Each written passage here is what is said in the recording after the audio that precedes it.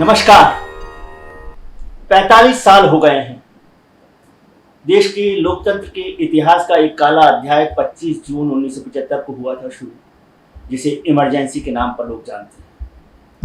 कहा जाता है कि इमरजेंसी इसलिए लगाई गई तब कि प्रधानमंत्री श्रीमती इंदिरा गांधी के खिलाफ एक चुनाव याचिका थी, वो हार गई थी और उनका चुनाव रद्द कर दिया गया था।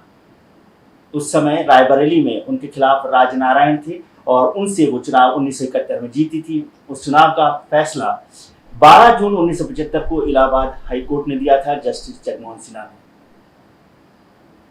उस फैसले को खासतौर से इमरजेंसी का बड़ी वजह बताई जाती है, लेकिन शायद कम लोग जानते होंगे कि उस फैसले की जो सबसे बड़ी वजह थी वो थी राजनारायण की तरफ से लड़ाई लड़ने वाले वकील शांति भूषण, जो बाद में जनता पार्टी सरकार में कानून मंत्री भी बने।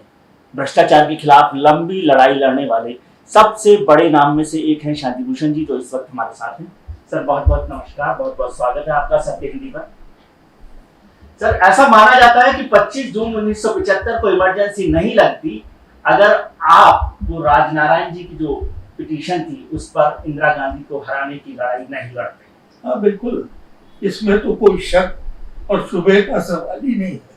इमरजेंसी सिर्फ इसलिए लगी कि जस्टिस जगमोहन लाल सिन्हा ने उनका इलेक्शन भी रद्द कर दिया और उनको 6 साल के लिए आयोग भी घोषित कर दिया कि 6 साल कोई चुनाव भी लड़ सकती, तो उनके सामने कोई ऑप्शन था नहीं।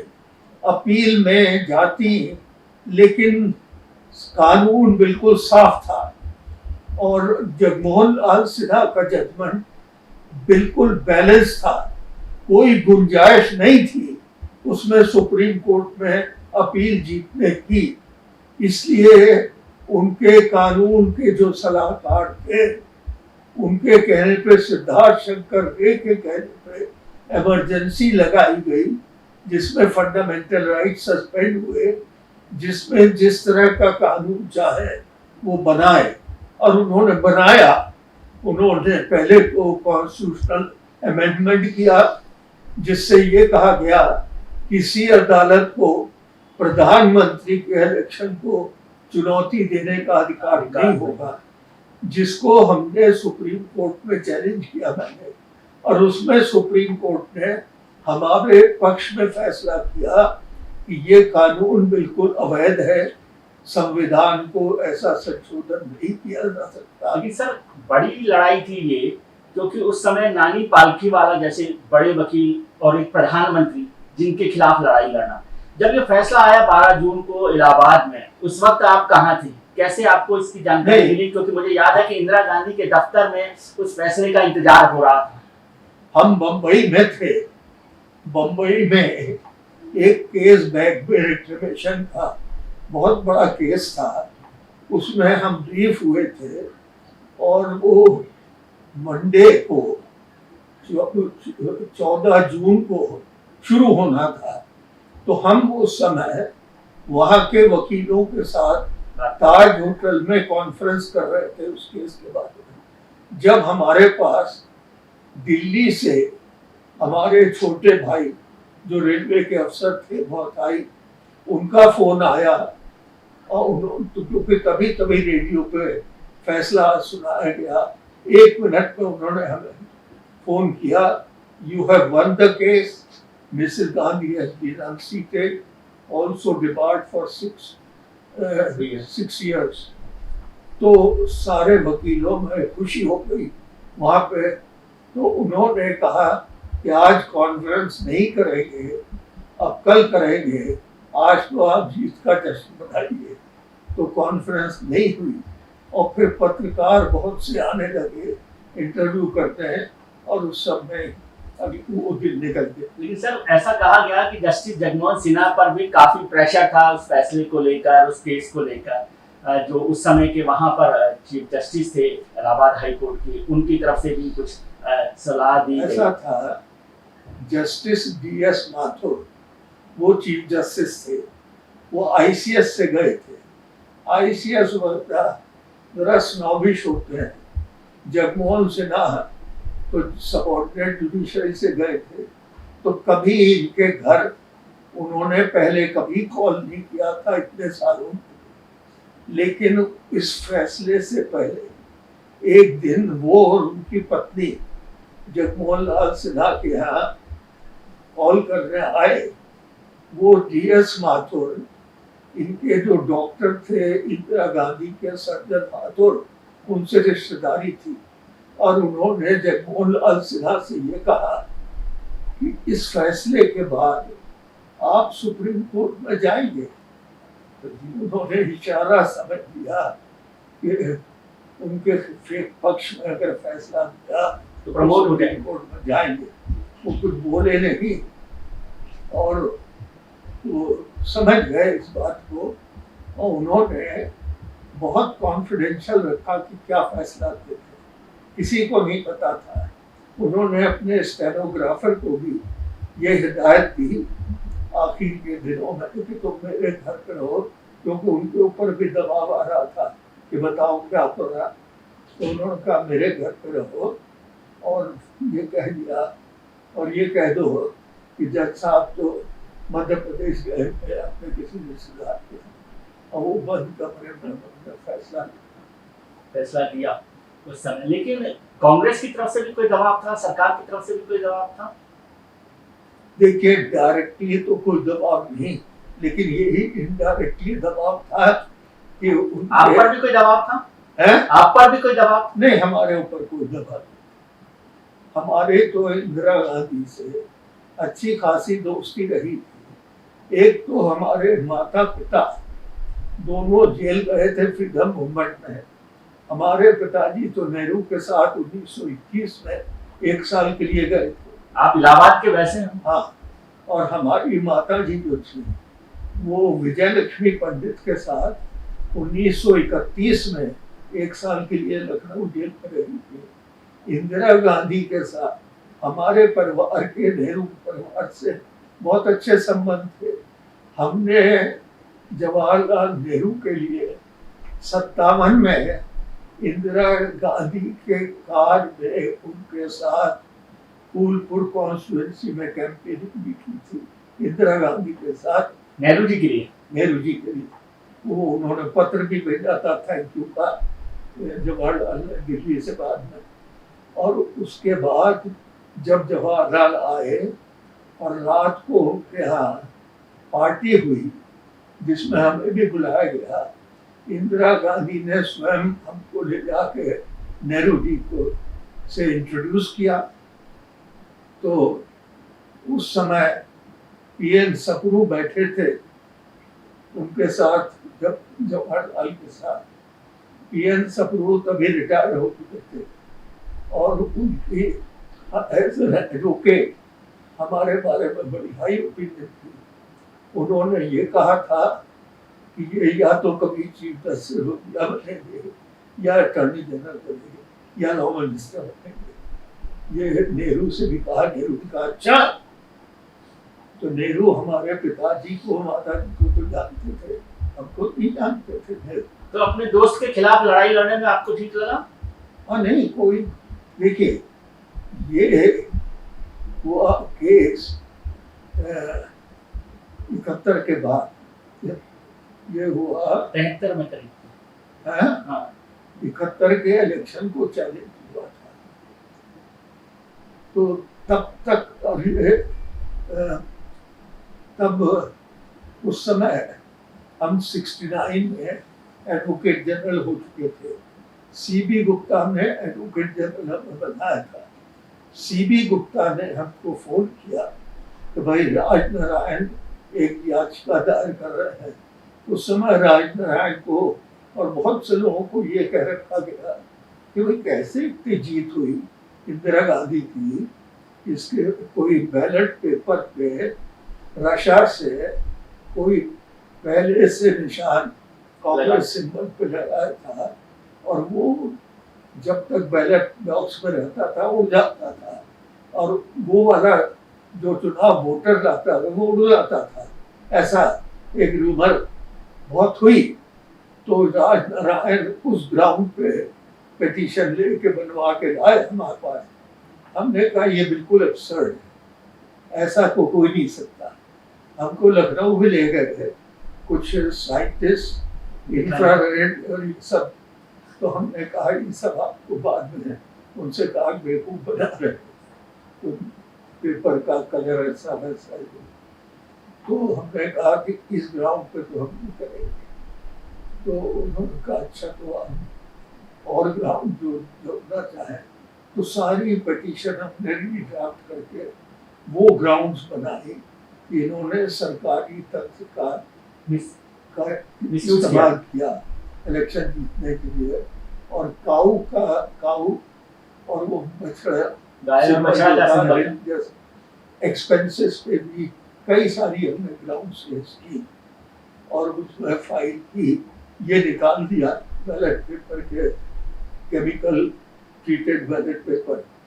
तो अगले दिन राजनारायण आए कि मुझको तो नींद नहीं आई रात में कि आपने निकाल दिया, सब जगह ये चैलेंज हो रहा है, उनकी अलाउ हो जाएगी, मेरी इसलिए रह जाएगी कि आपने ग्राउंड।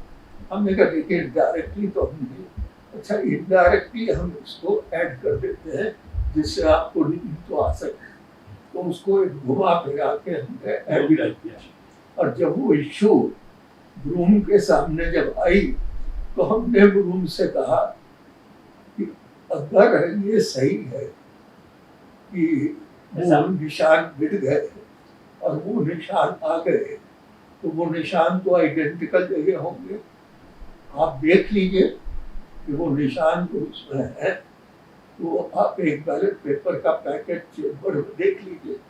उन्होंने देख के कहा कि नहीं, हमने कहा तो हम इस ग्राउंड को बैरिस्ट्री करेंगे और बाकी ग्राउंड चली। कई जज बदले बीच में, क्योंकि कई दफा सुप्रीम कोर्ट आई डिफरेंट इश्यूज पे।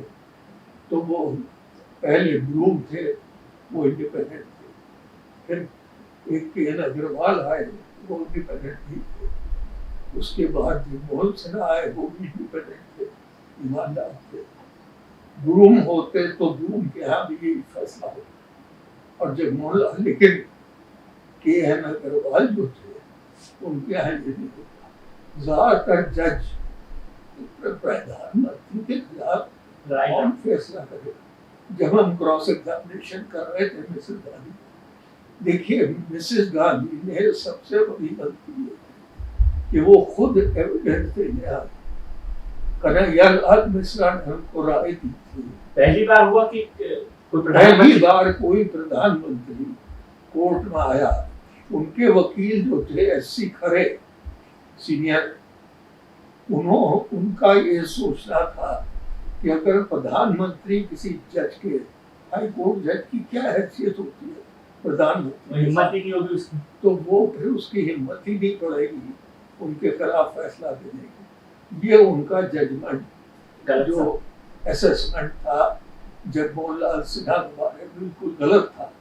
अगर इंदिरा गांधी नहीं आती तो हमने जिरा में जो उनसे बातें निकाली वो नहीं निकाल पाते।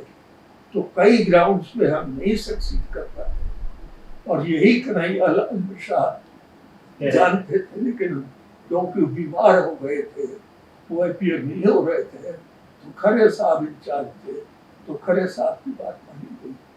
जिस दिन इंदिरा गांधी एविडेंस देने आई उस दिन भी कन्हैयालाल मिश्रा ने और सुबह अपने बेटे को भेजा चिट्ठी लिख के, लेकिन वो सर्किट हाउस में ठहरी थी, किसी ने उनको मिलने ही नहीं लिया, तो वो चिट्ठी उनको पहुंची ही नहीं और वो अपीयर हो गए। अपीयर 2 दिन एविडेंस हुआ और हमने जिरा में कई बातें निकाली जिससे ये साबित हो गया कि झूठ बोलते। और बहुत सारी बातें उस समय कोर्ट में ये भी हुआ कि प्राइम मिनिस्टर आएंगी और जज भी आएंगे, किसके लिए खड़ा होना है। हाँ, ये 2 मिनट पहले जगमोहन सिन्हा कोर्ट में आए और उन्होंने कहा कि अदालत की यह कन्वेंशन है, रिवाज है कि लोग सिर्फ जज के लिए खड़े होते हैं, किसी गवाह के लिए खड़े होते हैं।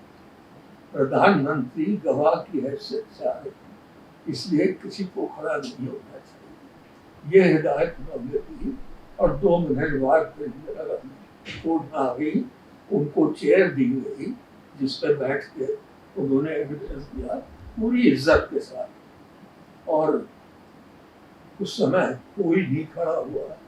12 MPs यहाँ से गए थे हमारी तरफ से एविडेंस, पीलू मोदी वगैरह कई लोग थे। तो पहले दिन शाम को हमारे यहाँ डिनर था उन MPs का। पीलू मोदी ने हमसे ये कहा कि you been very soft on her, आप कुछ एग्रेसिव जिससे उनको गुस्सा दिलाएंगे। हमने कहा अगर उनको ऐसा किया तो श्योर हारने की वजह हो जाएगी कि क्यों। हमने कहा देखिए कोर्ट के सामने हाई कोर्ट जज अगर उनको ह्यूमिलिएट और इंसल्ट किया गया तो जज उनको फेवर करें ये समझेगा कि मेरी वजह से इंसल्ट हुई है और मैं इनको इनके पक्ष में फैसला दूं। तो पीलू मोदी नहीं माने। लेकिन जब फैसला आया और मुरारजी की यहाँ मीटिंग चल रही थी, हम मुंबई से पहुंचे तो पीलू मोदी ने दूर से इसका शांति भूषण कर दिया। तो हम गए, उनका now I remember what I said that day and what you told me and how right you were and how wrong I was. लेकिन सर इसमें जब सुप्रीम कोर्ट में जस्टिस अय्यर ने जो इंटरिम ऑर्डर दिया और कहा कि वो MP बनी रह सकती हैं, वोटिंग राइट उनको नहीं हुई। दूसरा जो बड़ा फैसला हुआ 7 नवंबर को, जिसमें इलाहाबाद हाई कोर्ट के फैसले को बदल दिया सुप्रीम कोर्ट। वो तो इस वजह से कि जो उन्होंने कल दूसरे कानून पास किए विद रिट्रोस्पेक्टिव अमेंडमेंट कि पहले से जो ग्राउंड उनके खिलाफ साबित हुई थी उन सब के लिए कानूनी बदल दिया, जिसके बारे में 77 के चुनाव में हम हर जगह अपनी स्पीच में ये कहा। कवरलाल गुप्ता वाला केस में भी जो था कि पार्टी के देखिए तो ऐसा है कि क्रिकेट मैच जब हो गया तब जो जीतने वाली हारने वाली टीम ने कहा हम इलाहाबाद के लोग हैं, हम तो कानूनी बदल देंगे। अब आप अंपायर से कहा अब फैसला करिए कौन जीता। अगर चौका बाहर गया तो आउट और कैच हुआ तो छक्का, जैसे बच्चों के गेम में होता है ना। तो क्या ऐसा कहना ठीक है कि जब 75 से पहले इंदिरा गांधी को लग रहा था कि फैसला उनके खिलाफ आएगा तो जुडिशरी में जो चेंजेस सुप्रीम कोर्ट में और अपर जुडिशरी में किए गए, हायर जुडिशरी में किए गए, प्रमोशन दिया गया जजेस को, 3 जजेस को सुपरसीड करके चीफ जस्टिस बनाया गया, क्या ये सब तैयारी आप मानते हैं कि इंदिरा गांधी कर रही थी? देखिए जब एक इंटरिम ऑर्डर पे गया था मामला सुप्रीम कोर्ट, एक सिंबल इशू पे गया था जिसमें कॉन्स्टिट्यूशन बेंच ने स्टे कर दिया था सिंबल, दोनों पार्टीज को नया सिंबल छापना पड़ा था। उसके लिए हम आए थे इलाहाबाद से सुप्रीम कोर्ट में बहस करने। उनको लगा था केएस हेगड़े उनके खिलाफ फैसला कर सकते हैं, तो उनको वो सुपरसीड करने के लिए 3 को सुपरसीड कर। राजनारायण जिनकी वजह से इमरजेंसी लगी, फिर सरकार बनी, जनता पार्टी बनी, क्या आप नहीं मानते कि जनता पार्टी टूटने, सरकार गिरने की वही वजह राजनारायण बनी? हाँ बिल्कुल बिल्कुल बने, क्योंकि चरण सिंह को उन्होंने मदद दी, डिफेक्ट उन्होंने ही सौदेबाजी की थी संजय गांधी जी मिले चरण सिंह की तरफ से, और दोनों ने जाके कांग्रेस का सपोर्ट लेके प्रधानमंत्री बन गए। ये सूझा नहीं उनको कि कांग्रेस कैसे रहने देती चरण सिंह जो इंदिरा गांधी को जेल में है। लेकिन चरण सिंह इंदिरा गांधी को जेल भेजने वाले थे। वाजपेयी जी ने मुझे एक बार बताया कि चरण सिंह कोशिश कर रहे थे, आपने भी उस पर रोक लगाई, वाजपेयी ने भी मना किया था।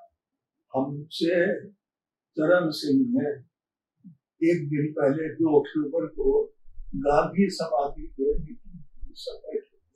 हमारे बगल में चरण सिंह बैठे थे, उन्होंने कहा शांति भूषण जी कल मैं इंदिरा को गिरफ्तार कराने वाला हूँ। मैं कहा चौधरी साहब इससे बड़ी गलती नहीं। देखिए देश की जनता, हमारा जो जो हमें बचपन से सिखाया जाता है कि जब कोई परास्त हो जाए उसको क्षमा कर दे। क्षमाशील देश है हमारा। कोई इसको पसंद नहीं करेगा कि उसके हाथ की तलवार आप उनको दे अपने आप नहीं समझते। उसको तो नंगा करके चौराहे पे कोड़ों से पिटवाने की जरूरत। वकील साहब, आप नहीं समझते हैं कि देश की जनता की भावना क्या। जाटों में थोड़ा उस समय ये था विंडिक्टिवनेस, लेकिन ये सारी जनता नहीं है और इसी का फायदा मिलता है। जब हम शाह कमीशन के फेवर में भी थे, हमने कहा सब जानते हैं क्या हो गया शाह कमीशन क्या हो, तो सिर्फ उनको सिंपैथी मिली उससे। सर, जनता पार्टी की टूटने की बात करेंगे तो बड़ी लंबी बात होगी, लेकिन एक छोटी सी बात मुझे बताइए कि जनता पार्टी का पूरा मैच है, मुझे समझ नहीं है सब जनता पार्टी में जो कुछ हुआ। हाँ, मतलब जेपी सबसे बड़े नेता रहे देश के, हाँ, और उनकी जिद में उनके कहने पर मोरारजी देसाई को प्रधानमंत्री बनाया गया। लेकिन डेमोक्रेटिक प्रोसेस से देखें तो उस पूरी जनता पार्टी में सबसे बड़ा ग्रुप था जनसंघ का, जिसके पास मोर देन 90 एमपीज थे, जिनको आपने 3 मिनिस्टर बनाए। दूसरी तरफ चरण सिंह थे जो सबसे पॉपुलर लीडर थे, आपने उनको नहीं बनाया। तीसरी तरफ दलितों के सबसे बड़े लीडर थे बाबू जगजीवन राम, आपने उनको नहीं बनाया, मोरारजी को बनाया। तो फिर तो जनता पार्टी टूटने वाला करीब करीब मामला था ही। देखिए ऐसा है, मोरारजी जो थे इलेक्शन से पहले जनता पार्टी की तरफ से अपन, उस समय भी चरण सिंह को पसंद नहीं थी बात। चरण सिंह को तो नहीं पसंद थी, लेकिन फिर भी क्योंकि जनसंघ नहीं चाहता था, चरण सिंह के फेवर में नहीं था। जनसंघ जगजीवन राम के पक्ष में था। जगजीवन राम को उन्होंने प्रॉमिस कर रखा था सपोर्ट कि हम प्राइम मिनिस्टर बनने के लिए आपको सपोर्ट करेंगे, लेकिन नहीं किया। ऐसा है, जब इलेक्शन का प्रधानमंत्री का चुनाव होने से पहले राजघाट पे मीटिंग हुई, जहाँ जयप्रकाश नारायण ने सबको ओथ दिलाई। तो उस ओथ पे जब हम पहुंचे अपनी कार से उतरे तो मधु लिमाय मिले। उनका अखबार में कुछ आया था कि झगड़ा चल रहा है, तो मधु लिमाय ने कहा शांति दूसरे दिन क्या हो रहा है। हमने कहा बहुत बुरा होगा, अभी तक तो ये इलेक्शन में ये समझते थे लोग जनता पार्टी के लोग सिर्फ जनता की बात सोचते हैं, कोई महत्वाकांक्षी नहीं है। आज वो पद के लिए झगड़ा कर रहा है, कहने लगे अच्छा तो ये उसके बाद बैठ जाइएगा, हम लोग कुछ डिस्कस करेंगे। तो हम लोग बैठे, करीब 10-12 चंद्रशेखर भी थे, कृष्णकांत थे, कई लोग थे, ये भी थे, नानाजी देशमुख भी थे। हाँ, तो जब बैठे बात शुरू हुई कि किसको प्रधानमंत्री बनना चाहिए, तो हमने कहा कि देखिए ये इलेक्शन जो हुआ है ये against the exercise of emergency, जो इमरजेंसी के टाइम पे जेल में था उनमें से उसको किसी को भी मान लेगी जनता आज। लेकिन जगजीवन राम जो इमरजेंसी का पार्ट थे आज नहीं माने, साल भर बाद मान सकते, आज नहीं माने। चंद्रशेखर पहले व्यक्ति थे, उनका शांति भूषण इस बात का कोई जवाब नहीं। तो नानाजी तो फिर जनसंघ प्रॉमिस कर चुका था जगजीवन राम से पहले, तो नानाजी जब जेपी के पास ले गए, जेपी से हम पहले ये बात कह चुके थे, फिर रिपीट कर दिए। उसके बाद नानाजी जगजीवन राम के यहाँ गए, हमारे साथ अटल बिहारी को भी ले गए। अब क्योंकि हम उनसे कहना था कि अब हम सपोर्ट नहीं कर सकते आपको, तो जब कहा उनको, जब अटल बिहारी तो जगजीवन राम इतने गुस्से में आए कि अटल बिहारी उनकी गोद में सिर रखते रोए। लेकिन इस बात का वर्णन सबको हो गया कि जो इमरजेंसी के वक्त में मिनिस्टर थे जिन्होंने वोट किया, वो कैसे उनको आज कैसे मानते हैं। इस बात समझ में आई।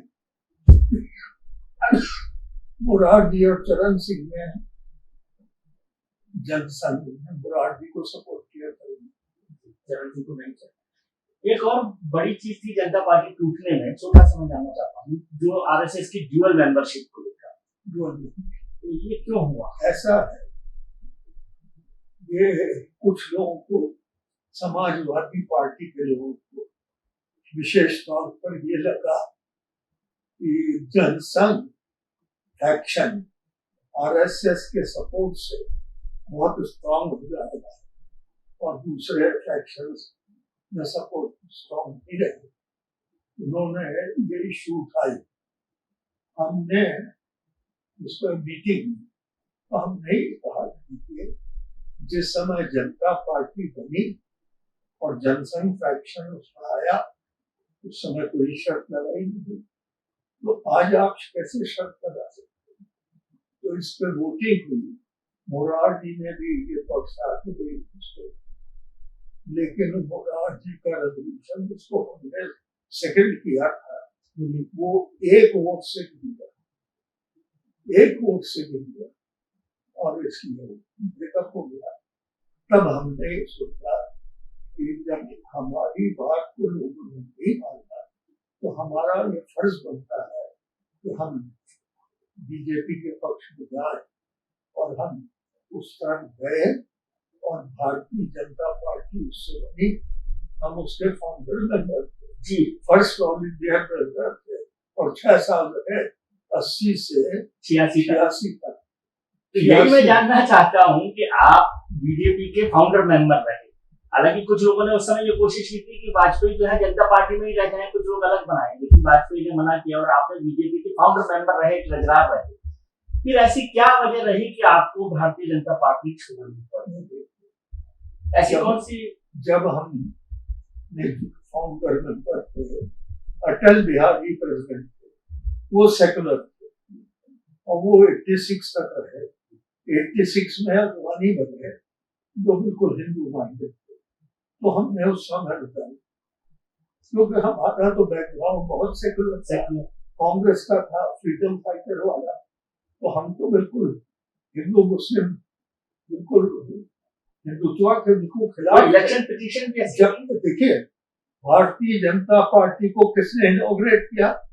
जस्टिस चावला, एक मुसलमान ने, एमसी चावला, क्योंकि तब तक वो अटल बिहारी चाहते थे कि हम लोगों को मुसलमानों को भी साथ लेके चलना है, लेकिन ये पॉलिसी उन्होंने 86 में बदली और हिंदुत्व की तरफ गए।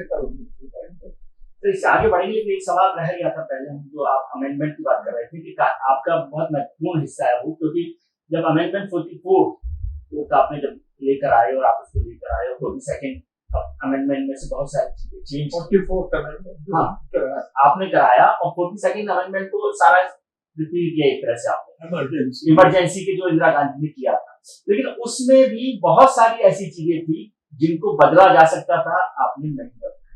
देखिए हम लोगों की क्या प्रॉब्लम थी, किसी भी कॉन्स्टिट्यूशनल अमेंडमेंट के लिए दोनों हाउसेस में 2/3 मेजॉरिटी चाहिए।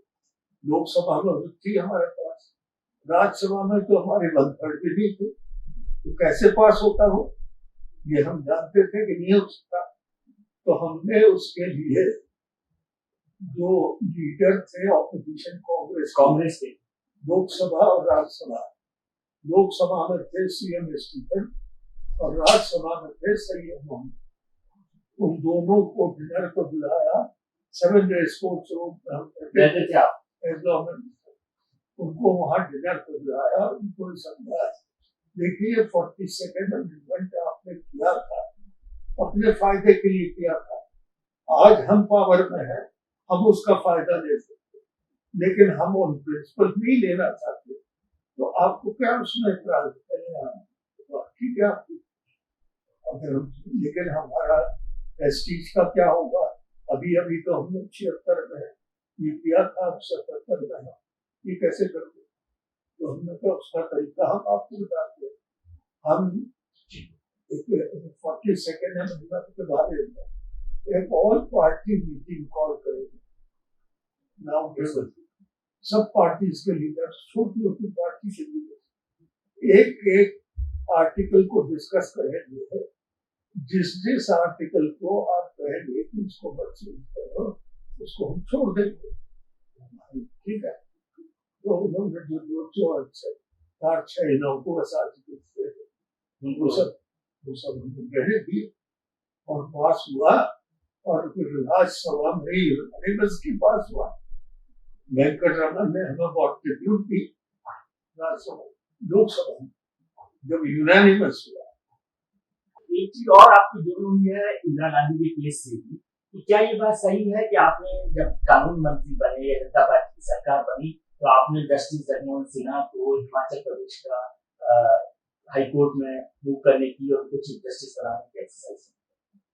देखिए, हमने तो हिमाचल प्रदेश में कहा प्रपोजल किया था कि जिससे वहां पे बाद में चीफ जस्टिस बन जाए, लेकिन वो महत्वाकांक्षी नहीं थे, उन्होंने मना।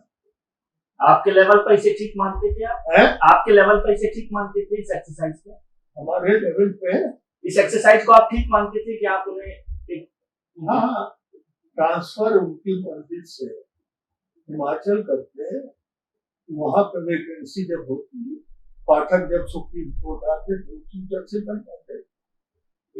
उससे आगे चलते हैं, एक और पार्टी के आप फाउंडर मेंबर बने, आम आदमी पार्टी, जिसको आपने खड़ा किया पार्टी को, जिसके सबसे बड़े डोनर भी आपने, सबसे बड़ा डोनेशन आपने किया 2 करोड़ रुपए आपने किया, और वो पार्टी भ्रष्टाचार के खिलाफ खड़ी हुई, और फिर जब वो सरकार में आई तब आपने उसको छोड़ दिया। तो ऐसी क्या सिस्टम में नाराजगी है?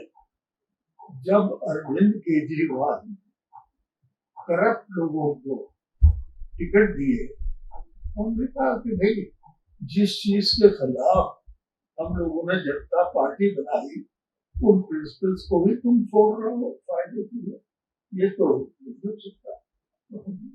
लेकिन उसमें तो आपने लोकपाल एक अलग से बना रखा था जहां पर कैंडिडेट्स की जांच हो रही थी। प्रशांत भूषण केजरीवाल ने लोकपाल पास कहाँ करवाया दिल्ली के लिए? नहीं, जो पार्टी के उम्मीदवारों के लिए भी इंटरनल जो जांच के लिए आपने रखे थे। हाँ, तो उसको भी वो अरविंद केजरीवाल नहीं मानता। वो कहता था कि जीतेगा तो ये करप्ट है तो वो करें।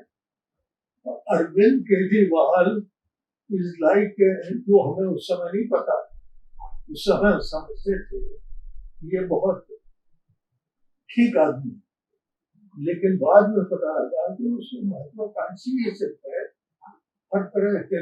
लेकिन आज जो 2 बार उन्होंने इतनी बड़ी सक्सेस ली है, तो क्या आप मानते हैं कि लीडर के तौर पर सही है? 2 बार लगातार, एक बार 67 सीटें, एक बार 7 सीटें जीता है, लेकिन जीतते तो बहुत करप्ट लोग भी जीतते हैं। तो आप केजरीवाल को देश की राजनीति तो नहीं बदलती। केजरीवाल जी को करप्ट लीडर मानते हैं आप? हाँ, आज तो मानते हैं, आज भी मानते हैं। बिल्कुल। 100 करोड़ में उसने राज्यसभा की सीट बेची, किसी समर्पित पार्टी के लोगों को तो नहीं दिए टिकट, संजय सिंह को छोड़ के, बाकी 2 टिकट तो उसने बेचे राज्यसभा के। कोई देखिए, हम लोग तो है नहीं, राजनीति बदलने के लिए पार्टी बनाई, ये सिर्फ सरकार बदलने के लिए बनाई।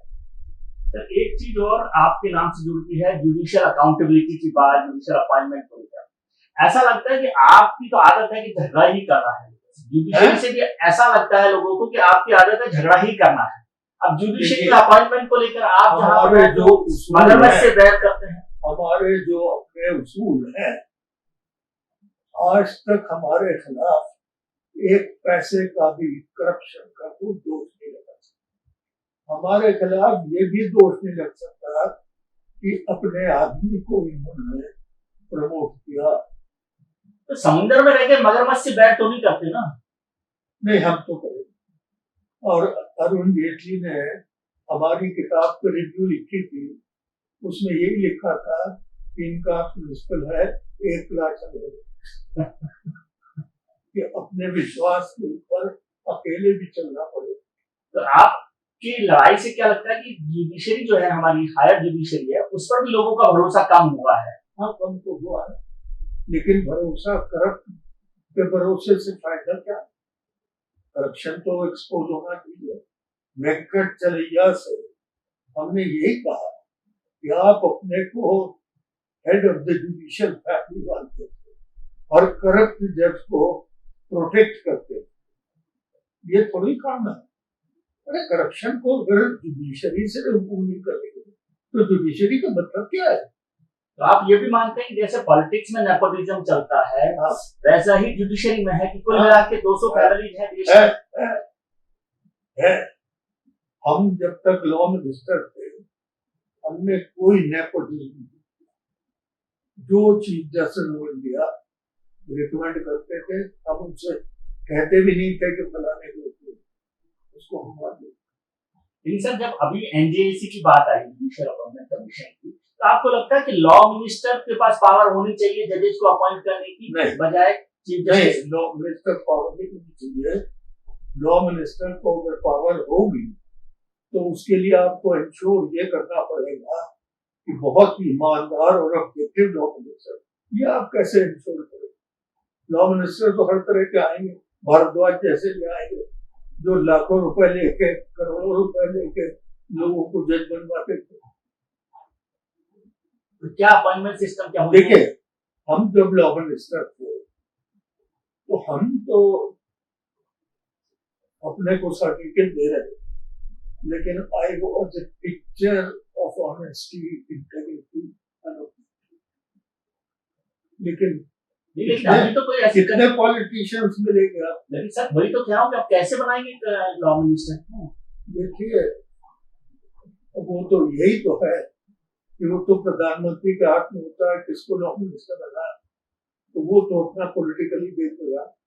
जब तक आमूल परिवर्तन देश की राजनीति में नहीं होगा, यही था होगा जब जनता पार्टी बनी थी, आम आदमी पार्टी बनी तब। और अगर उसी पे अरविंद केजरीवाल चलता, चाहे मुख्यमंत्री बनता या नहीं बनता, लेकिन ये सारे देश में ये बात है।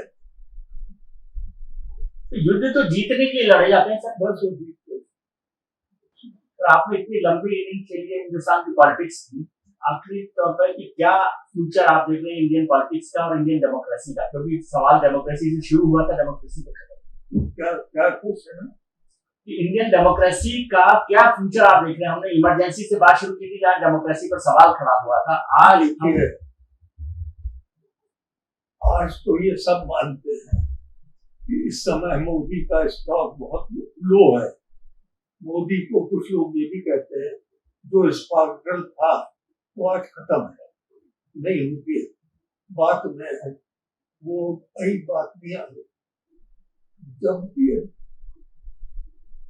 किसी न किसी समय फिर से उफान उठेगा देश में, क्योंकि लोगों को बहुत तकलीफ है और हिंदू मुसलमान भी ये करते हैं। जब तक ऐसे लोग नहीं होंगे जो देश की पहले सोचे, अपने फ्यूचर की न सोचे। अरे प्रधानमंत्री हो गए तो क्या बड़ी बात है, मंत्री हो गए तो क्या बड़ी बात है, लेकिन जयप्रकाश नारायण जैसे ऐसे आएगा, फिर कोई जीत आ सकते, फिर आएगा। चलिए, बहुत बहुत धन्यवाद सर, बहुत अच्छा लगा आपके साथ बात करके, आपसे ज्ञान मिला हूँ, बहुत शुक्रिया। अपना स्वास्थ्य का ध्यान रखिए। सत्य हिंदी के और वीडियोस को देखने के लिए हमारे YouTube चैनल को सब्सक्राइब करें और सीधे नोटिफिकेशन पाने के लिए बेल आइकन दबाएं।